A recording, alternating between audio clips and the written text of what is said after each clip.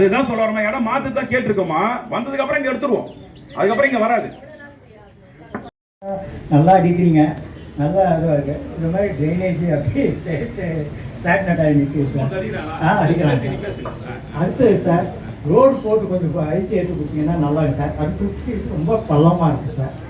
அது கொஞ்சம் செஞ்சு விட்டா நல்லா இருக்கு சார். மணி சார் பின்னாடி. ஆமாம், அவன் போட்டு கொடுத்துருக்கோம்ல. இல்லை, நான் அதுக்கு நடுவில். எங்கே இருக்கீங்க நீங்கள்? 5th ஸ்ட்ரீட்டில். 5th ஸ்ட்ரீட்லையா? பள்ளமாக இருக்கு. சரி சரி. ஏன்னா அதுக்கு முன்னாடி வந்து ரோட்டில் போட்டு கொடுத்தா தார் ரோடு தான் அது. அதுக்கு வந்து இன்னும் ரேஸ் பண்ண முடியாது. நீங்க நினைக்கிற மாதிரி கண்டிப்பாக உயரங்கள் வரும். இப்போதைக்கு ஊராட்சியின் பொழுது அவங்க கொடுக்குற எஸ்டிமேட் வச்சு நாங்கள் ரோடு போட முடியும். டவுனாக ரோடு தூக்கிட்டு போடுனா நிச்சயமா அதுக்கு உண்டான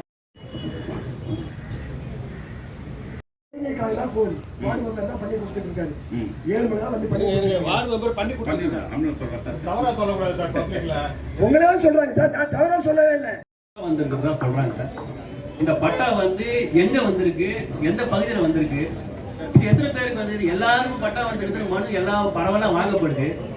இதை வந்து வருவாய்த்துறை சார்ந்தவங்க வந்து கொஞ்சம் தெளிவுபடுத்தணும். இந்த பட்டா வந்து எந்த பகுதியில் வந்திருக்கு, பட்டா எவ்வளவு பட்டா வந்திருக்கு. ரெவன்யூக்கு இப்போ சொன்னதான் கிராம நத்தங்கள், கல்லாங்குத்து புறம்போக்கு, தரிசு புறம்போக்கு, இந்த 3 கேட்டகரிக்கு தான் நீங்க வந்துட்டு ஃபார்ம் கொடுத்து கணக்கு எடுக்கணும்னு சொல்லிட்டு தான் அரசாங்கத்தோட நிலை. அதுதான் அவங்க செஞ்சுட்டு இருக்காங்க இப்போ. புரியுங்களா? இப்ப சார் சொன்னது போல நேதாஜி நகர்ல பொருளி ஒட்டி இருக்கு பாத்தீங்களா, அதுதான் நேதாஜி நகர். இன்னொரு பகுதி இருக்கு, அது கிடையாது. அது காடு புறம்போக்கு வருதுன்னு சொல்லிட்டு அது கிடையாது. பொருளி ஒட்டி இருக்கிற நேதாஜி நகர், அது தரிசி. ஃபர்ஸ்ட் ஸ்ட்ரீட் மெயின் வீடே தாங்க. அங்க குப்பை நாத்தம் பயங்கரமா இருக்கு சார். குழந்தைய வச்சுட்டு சொல்றேன், எங்க எல்லாரும் அபார்ட்மெண்ட்ல எல்லாருக்கும் மூச்சு விடவே ரொம்ப கஷ்டமா இருக்கு.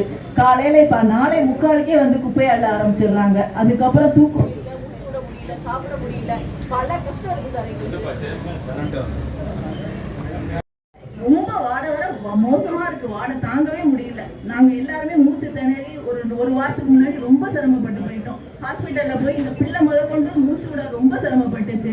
ஆனா இப்பெல்லாம் முன்னாடி உள்ளையாச்சும் கொண்டாங்க, இப்ப ரோடுல எங்க வீட்டு வாசல் வரைக்கும் வந்துட்டாங்க. அதனால மாடு நாய் எல்லாம் வந்து என்னென்னமோ அள்ளி போட்டு ரொம்ப கஷ்டமா இருக்கு. டிராபிக் வேற ரொம்ப மோசமா இருக்கு. ரோடு குப்பை அங்கிட்டு கொட்டுறதும் இல்லாம இப்ப இங்க ரோடு வரைக்கும் வந்து ரொம்ப ரொம்ப மோசமா போயிட்டு. நான் பேசுறேன் இது வந்து கொட்டி எடுக்கிறதுக்கு இடம் இல்லை. இப்ப நம்ம தூரம் சரிங்க இருந்து வரேன், நான் முடிஞ்சேன்.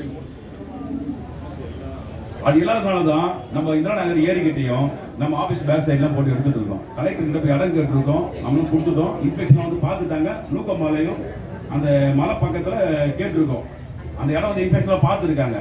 நம்மளுக்கு முறையே ஆன் அவுட் பண்ணிட்டாங்கன்னா நம்ம அந்த இடத்த வந்து நல்ல ஒரு தூய்மை, அதாவது இந்த ஷீட்லாம் போட்டு வெளியில குப்பை தெரியாத மாதிரி ஷீட்லாம் அடிச்சு கேட் போட்டு உள்ளுக்கு போய் கொட்டி அங்கிருந்து இதை எடுக்கிற மாதிரி. ஆனா டெய்லி குப்பைகள் போயிட்டு தான் இருக்கு. இல்ல இல்ல இல்ல, நீ வாடகை வருது, நீங்க அதுதான் சொல்ல வரமா, குப்பைன்னா வாடகை வரதான் செய்யும். இப்ப பெரும்பாலும் கலெக்ட் பண்றது எங்க